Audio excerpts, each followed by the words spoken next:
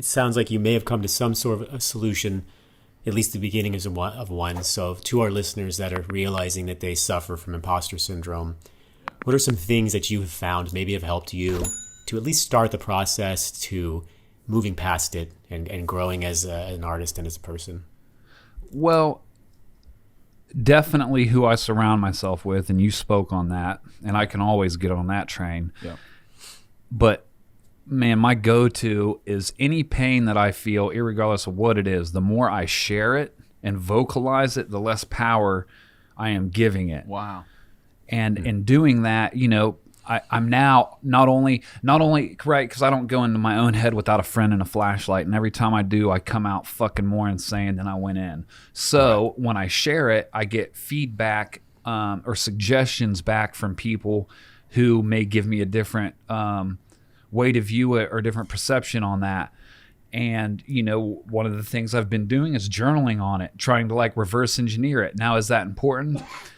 Yeah, you know, for the time being, it is important, you know, to try to see where this came from, so I can find the exact root of the exact nature of where this came from, and then now erase that canvas and start blank, and now I can make it mean what I want it to mean. And it doesn't have to mean any of this, but along the way, being around people like yourselves that like see good in me and continually remind me who I am, because I forget on a daily basis who I am, and I need your guys' permission for me to be me. So to put myself around people that are going to remind me who I am and be like, hey, you can still be that awesome motherfucker with that wrestling belt you just won. Oh yeah, that's right, I did do that. Thank you for that. Yep. So all these things are solution based, but yeah, journaling, I've been doing that every morning, touching on it, and I've been getting some closure with it. And then again, you know, it's just like fucking jazz music. Like you learn all this music theory to find out that none of it means shit, and you just do what the fuck you want. So I'm learning all this theory to find out that like it's all right, you're still you, the world hasn't ended, and you've been aware of this the whole time. All you did was find a cool little fucking catchphrase to call it. So it's like, keep that shit moving and don't dwell on it too much. And I'm sharing this more for myself than I am the viewers right now. Yeah, I think it's fantastic advice. I think that you know, one of the things I've learned is that I'm such a doer on my own, and I try to take on the world. You know what I mean? But I'm taking on the world completely alone. And so being able to reach out to you, Hip, being able to reach out to you, Matt, I've heard both of you use the terms refueling in the past or tagging in. And I never had that before. And, you know, I think sometimes it's hard to ask for help, but sometimes it's kind of amazing how just a quick little, hey, just checking in on you. What are your thoughts about this, right? And it gives me closure. It gives me permission, whatever it is. I'm a big fan of closure. It's kind of amazing how much I personally need that. So for our listeners, I think what Hip was saying is a lot of what wonderful information on how to get started on that.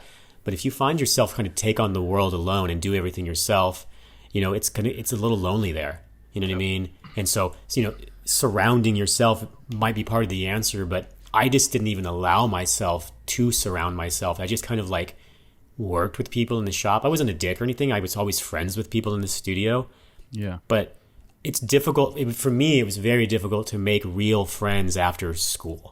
You know, like I've got my friend Sean King and I've got thousands of followers on Instagram or whatever, but like my real friends, you know what I mean? Like I can actually refuel from. That's tough. Right. Yeah. You know what I mean? So like, Matt, I think you having the studio allows you to be surrounded by some amazing people, but you have any thoughts on somebody maybe out in a private studio or not even a tattoo artist, like any thoughts on just how do you surround yourself with light when it's not around you?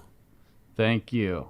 And you know, our brother Zachary Good, who's one of the leaders at our shop now, and 4 years ago he was asking a similar question because he had the desire to want to be surrounded by those types of folks and didn't know any of them, right?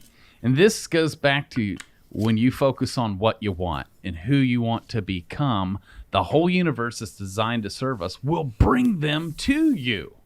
Once you're in the doing, like you become a magnet, the how, the right people will be brought to you. And isn't it funny, though, the things we say we want, been praying for, like want really bad, and then right when there's evidence that it's about to be yours, you get weird. You get uncomfortable and almost like, oh, now that it's here, like, I don't know. Even back in the days, like, I don't know if you guys can relate to this, but like if I was like, had a big crush on a girl, right? And I actually wanted to holler at her or maybe go on a date or whatever. Until it happened, then I became real scared and was like, oh God, I don't know that I can do this, right? But that's just example. We say we want these things, and then when it actually starts to manifest, we almost immediately will self-sabotage and not receive it, you know? Right. But back to Josh's question, so I told Zach, like, hey, they don't have to be in the flesh. We've talked this before.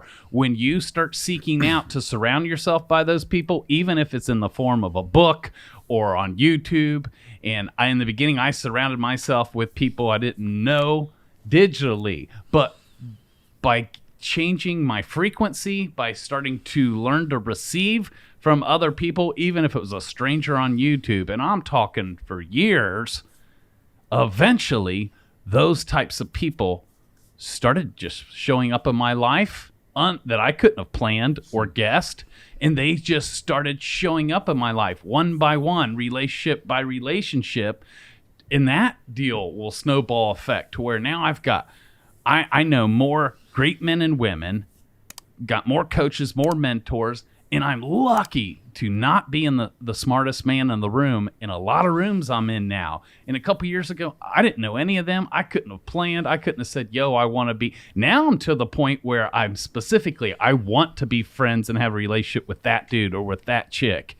And I'll start declaring, almost putting out in the universe for a way for us to actually meet and become friends. So again, it's ongoing. But when you really get in the right head and heart space, and that's what you want, when the student is ready, the teachers will appear. Right. You know?